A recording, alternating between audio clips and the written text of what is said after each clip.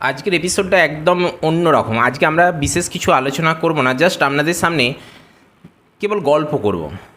প্রথম কথা গল্প করব, কেননা বিগত বেশ কয়েকটা এপিসোড ধরে আমরা বিভিন্ন টপিকস নিয়ে আলোচনা করছিলাম, যেখানে কখনো মাদ্রাসা, কখনো ডব্লিউবিপিএসসির টিচার নিয়োগের ক্ষেত্রে, কখনো বিহার স্টেট নিয়োগের ক্ষেত্রে, আবার কখনো বা West Bengal public service commission দ্বারা পরিচালিত স্কুল এসআই নিয়োগের ক্ষেত্রে। এবং সেখানে বিভিন্ন দর্শক বন্ধু কিন্তু বিভিন্ন রকম কমেন্ট করেছেন। তাদের মধ্যে কেউ কেউ বলছেন যে এখনও পর্যন্ত নোটিফিকেশান তো কিছু এলো না, তো এই সকল আপডেট দেওয়া কেন। আবার কেউ কেউ বলছেন যে বিএড করে কী লাভ, তার থেকে ডিএলএড করলে তো খুব ভালো হতো। তাদের যুক্তি এই জায়গায় যে প্রতি বছর কিন্তু প্রাইমারি টেট হবে বলে ঘোষণা হয়ে গেছে, এবং তার মধ্যে অলরেডি 2 বছর তো হয়েই গেল এবং তৃতীয় বছরও হবে। তো যেটা এসএসসির ক্ষেত্রে প্রত্যেকটা ক্যান্ডিডেট চাইছিলেন যে প্রতি বছর এসএসসি হোক, সেটা কিন্তু প্রাইমারির ক্ষেত্রে হচ্ছে। বিএডের ক্ষেত্রে তো মানে বিএড করা ক্যান্ডিডেটদের ক্ষেত্রে তো সেরকম কোনো আশাই নেই বলা চলে, এবং এখনও পর্যন্ত সেরকম কোনো সদিচ্ছাও সরকারের পক্ষ থেকে দেখা যাচ্ছে না। যদিও মাদ্রাসা পরীক্ষা হয়েছে এবং আগামী দিনে পিএসসি টিচার নিয়োগের একটা আপডেট আসতে চলেছে। অলরেডি হেড টিচার নিয়োগের ফর্ম ফিল আপ চলছে, ওদিকে বিহার স্টেটের ফর্ম ফিল আপ হয়ে গেছে। তবুও কিন্তু প্রত্যেকটা ক্যান্ডিডেটের মনে একটা হতাশার দানা বাঁধছে। তার বিভিন্ন কারণও রয়েছে, সেই সকল কারণ বলার কিছু নেই, কেননা আজকের এপিসোডে আমরা জাস্ট আপনাদের সঙ্গে গল্প করব, সেই জন্যই আজকের এপিসোড আমরা নিয়ে এসেছি। আপনারা এই মুহূর্তে স্ক্রিনে দেখেই বুঝতে পারছেন কী নিয়ে আমরা আলোচনা করতে চলেছি। সেটা হলো বিএড থেকে কি কি করা যায়। বেসিক্যালি প্রত্যেকটা বিএড ক্যান্ডিডেটই কিন্তু এই মুহূর্তে অনেকটাই আপসেট হয়ে পড়েছেন।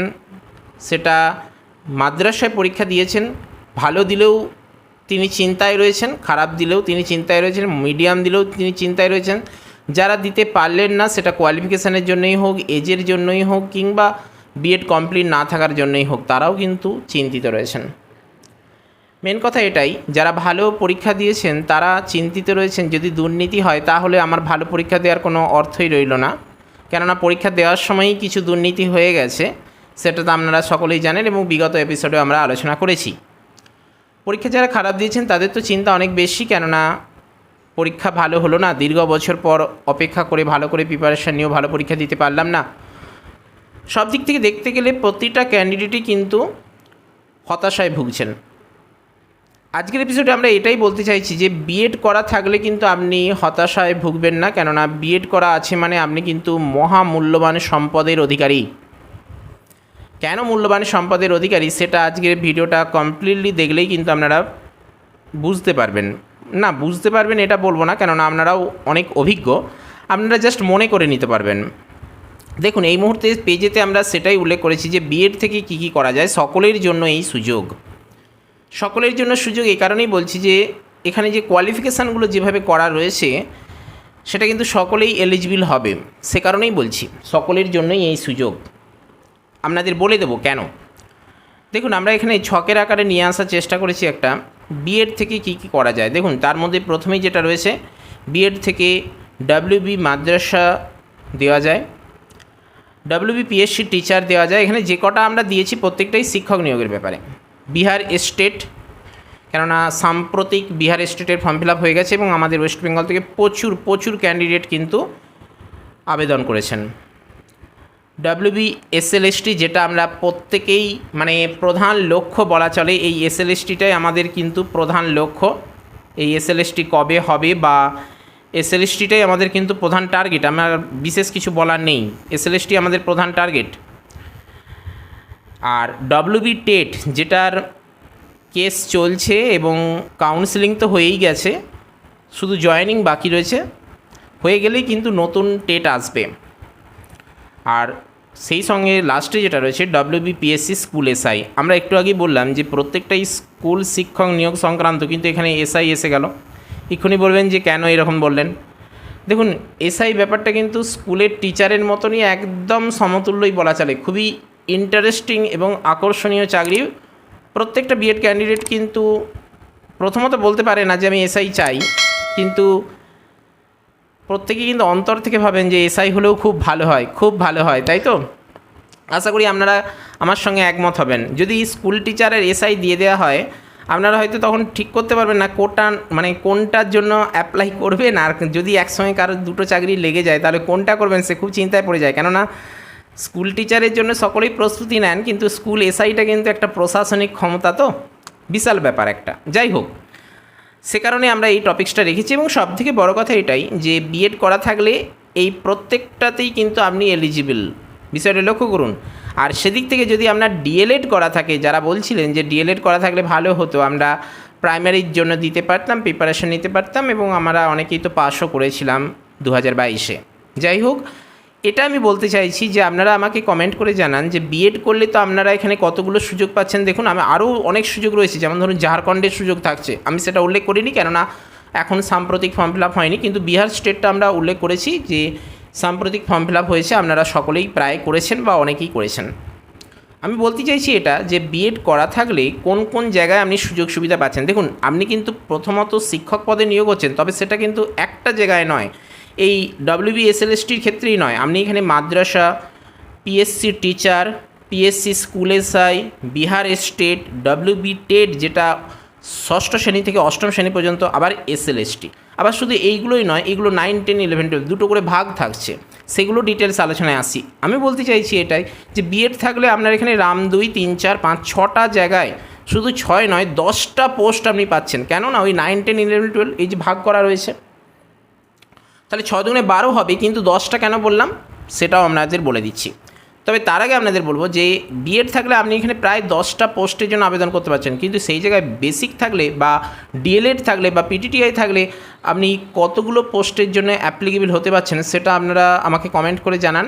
আপনাদের জন্য এই প্রশ্ন রাখলাম, আপনাদের কাছ থেকে আমি জানবো, এবং সেই সঙ্গে মানে আমি আপনাদের ছোট করছি না, আমি তর্ক করছি না, আমি বলতে চাইছি যে কী কোন কোন ডিপার্টমেন্টে চাকরি পাওয়া যায় ডিএলএড করা থাকলে, সেটা আপনারা আমাকে জানান। কেমন পারলে তার উপরেও কিন্তু এপিসোডের আমরা নিয়ে আসবো, আপনারা যদি সেই সকল তথ্য আমাদের দেন।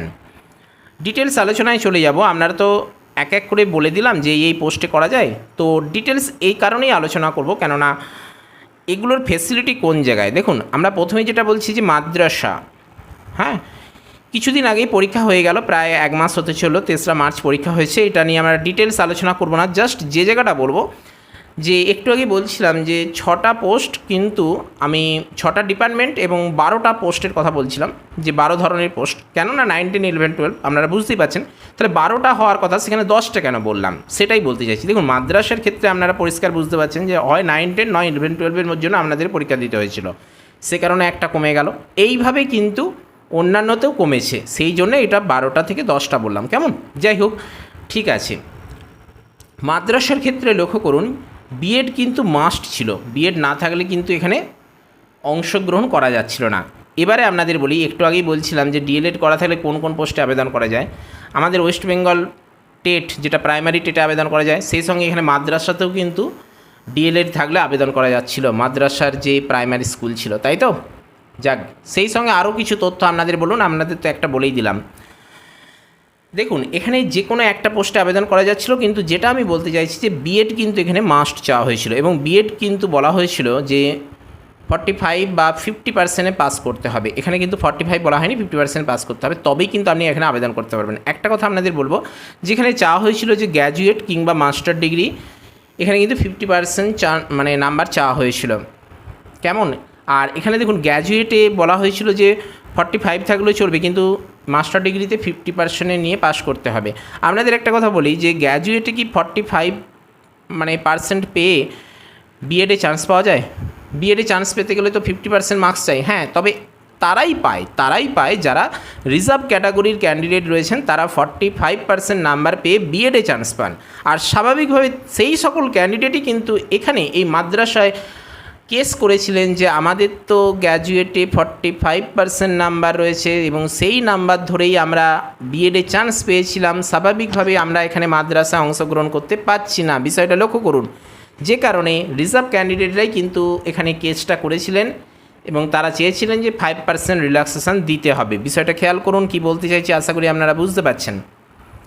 এই হলো মেন ব্যাপার। তো মেন কথা যেটা বলছি যে মাদ্রাসার ক্ষেত্রে কিন্তু বিএডটা মাস্ট চাওয়া হয়েছিল, এবং শুধু বিএডে মানে আপনি পাস করে গেলেন সেটা তো হবে না, বিএডেও কিন্তু কমসে কম 50% পাস করতে বলা হয়েছিল। যদিও অন্যান্য যে চাকরিগুলো রয়েছে যে এসএলএসটি, সেখানে কিন্তু 45 পেয়ে পাস করলেও, অর্থাৎ সেকেন্ড ক্লাসে বিএড পাস করলেও কিন্তু আপনার এসএসসিতে বসতে দেওয়া হতো, কিন্তু মাদ্রাসার ক্ষেত্রে কিন্তু সোজা বলে দেওয়া হয়েছিল 50% চাই।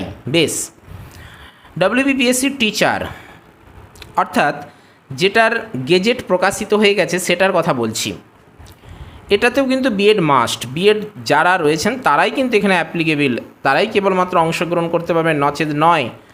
হ্যাঁ, বিএড করে কি হবে, পাড়ায় পাড়ায় বিভিন্ন রকম চর্চা চলছে, ও বিএড করেছো, ও আজকাল বিএডের তো কোনো দাম নেই, আমার ভাই বা আমার ভাইপো প্রচুর ইত্যাদি ইত্যাদি ব্যাপার, আমার ভাইপো এখানে কাজ করে, আমার ভাইপো এই কাজ করে, তোমরা শুধু শুধু বিএড করলে এত টাকা খরচ করে বিএড করার কোনো দরকারই নয়, এই হাসাহাসি ইত্যাদি ইত্যাদি ব্যাপার। কিন্তু একটা বিষয় খেয়াল করুন তো, এই যে আজকে 6টা ডিপার্টমেন্টের কথা বললাম, এখানে বিএড ছাড়া আবেদন করা যাবে?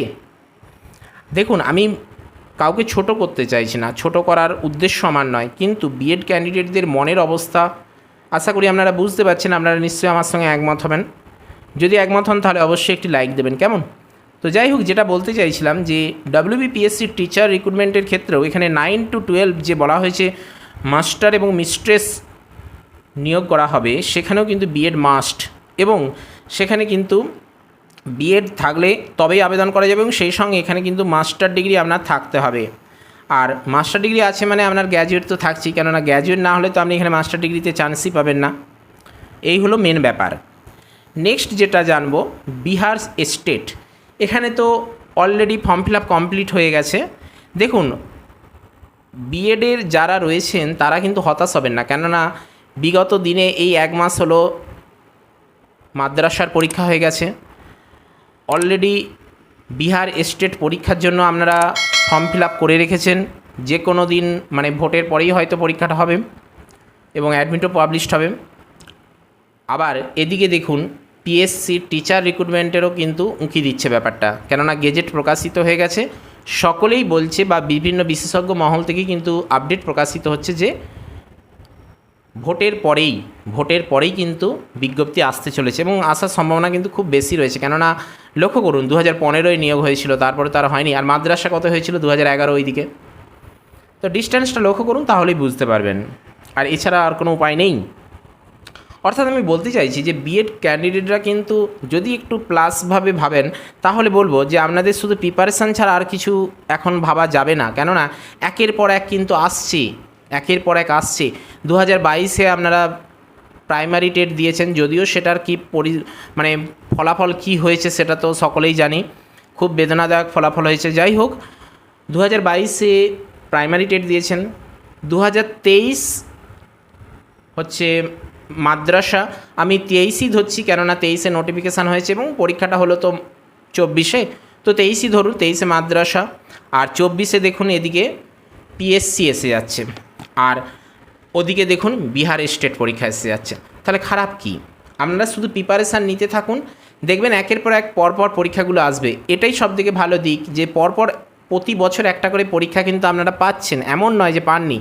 মানে আমি বলতে চাইছি, প্রাইমারিতে যেমন প্রতি বছর পরীক্ষা হচ্ছে, ঠিক আমাদের বিএডের ক্ষেত্রেও কিন্তু বিএড ক্যান্ডিডেটরাও কিন্তু একটা করে পরীক্ষার সুযোগ পাচ্ছেন। তার ফলাফল কি হচ্ছে সেটা বলার কিছু নেই, কিন্তু পরীক্ষার সুযোগটা পাচ্ছেন, তাই না? তো যাই হোক, বিহার স্টেট পরীক্ষাটা লক্ষ্য করুন, এখানে কিন্তু 9, 10 এবং 11, 12 যে দুটোতেই কিন্তু আবেদন করা যাবে, তাই তো? অনেকে করেওছেন, তার জন্য টাকাটা একটু বেশি, কিন্তু করেছেন। আর এখানেও কিন্তু দেখুন, বিএড থাকলেই তারা কেবলমাত্র আবেদন করতে পারবেন, নচেত নয়। এবং বেতনও দেখুন 50,000-এর ওপর রয়েছে, বেশি রয়েছে। আমি তবু 50,000 প্রত্যেকের ক্ষেত্রেই দেখুন দিয়েছি, কেননা আজকে যে সকল যে 12টা ডিপার্টমেন্ট রয়েছে প্রত্যেকটাতেই কিন্তু 50,000-এর বেশি রয়েছে বেতন। এমনকি যদি বলি যে আপার প্রাইমারি, সেখানেও কিন্তু 50,000-এর ওপর বেতন রয়েছে। হ্যাঁ, বলবেন তাহলে প্রত্যেকেরই 50? না, আমি 50টা অ্যাপ্রক্সিমেটলি ধরে নিয়েছি, গড় হিসেবে ধরে নিয়েছি। যেমন ধরুন, আপার প্রাইমারির ক্ষেত্রে 50 থাকবে, 9, 10, 11, 12, এমনকি আপার প্রাইমারি 9, 10-এর এখন বেতনটা সমতুল্য রয়েছে, একই সঙ্গে রয়েছে।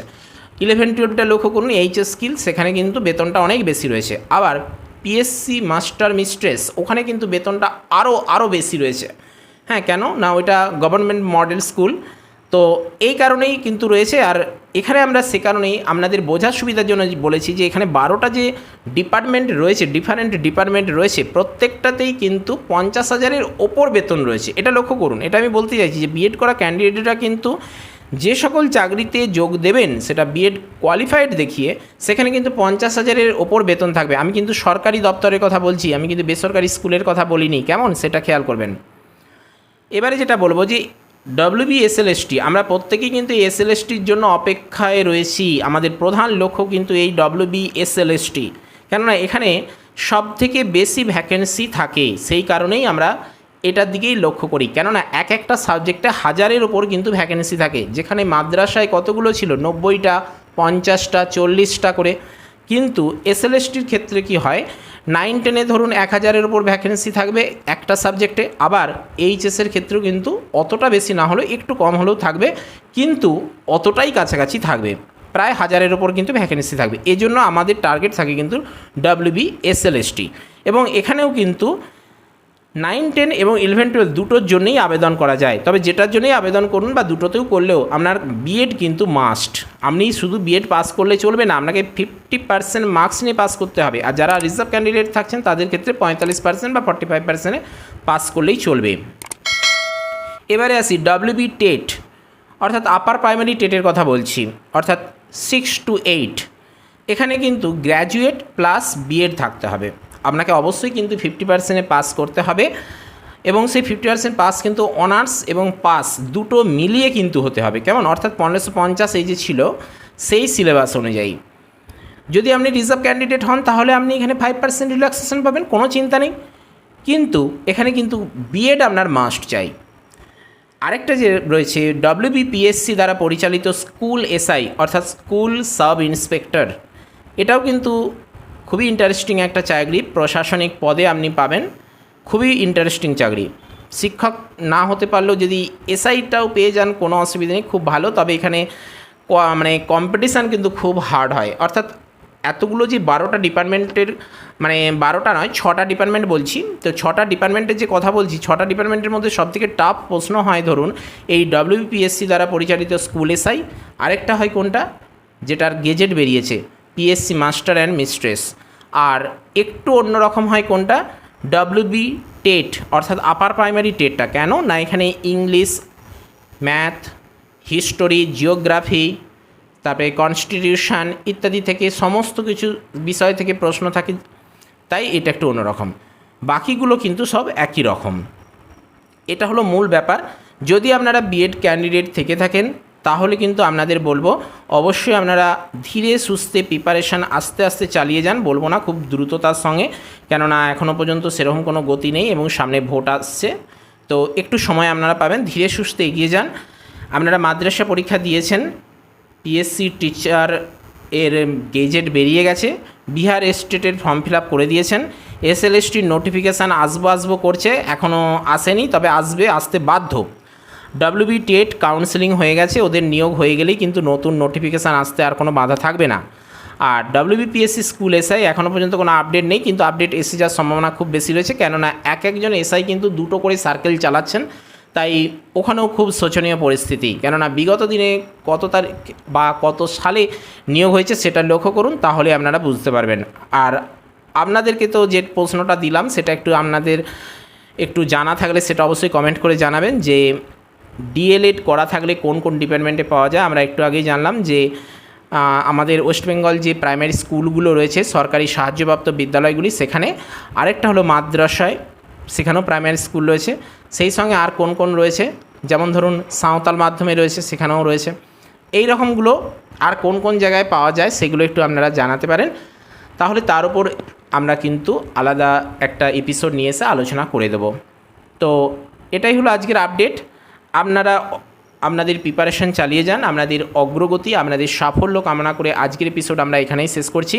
ভিডিওটি যদি ভালো লাগে অবশ্যই একটি লাইক করবেন।